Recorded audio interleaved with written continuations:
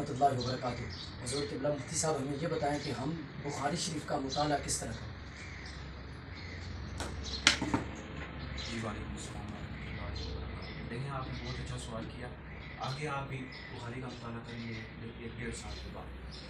اس حوالے سے یاد رکھیں جو سیاستہ کی 6 کتابیں ہیں، سب سے جو بڑی کتاب ہے احادیث سے مبارکہ میں بخاری شریف ہے۔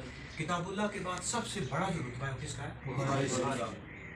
ہمارے بزرگوں نے لکھا ہے کہ جس گھر کے اندر بخاری ہو اس گھر میں کبھی مصیبتیں نہیں ہوتی۔ دوسری بات جہاں تک پڑھنے کا، تو دورہ حدیث میں جب طالب علم جاتے ہیں، میں نے دیکھا ہے کہ طالب علم بس نصاب تک محدود رہتے ہیں۔ آپ جب بھی بخاری پڑھیں پوری پڑھیں، خود مطالعہ کریں، بخاری شریف مکمل مطالعے کے ساتھ پڑھیں، فتح الباری رکھ لیں، عمدۃ القاری رکھ لیں۔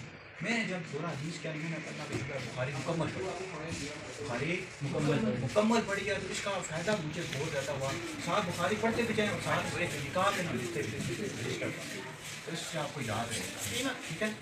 لہٰذا نصاب تک محدود نہ رہیں، بخاری پڑھیں تو آپ مکمل طور پر فتح الباری پڑھیں، عمدۃ القاری پڑھیں، تو ان شاء اللہ آپ کو فائدہ ہوگا، بے شمار آپ کو اس کی برکات ہے۔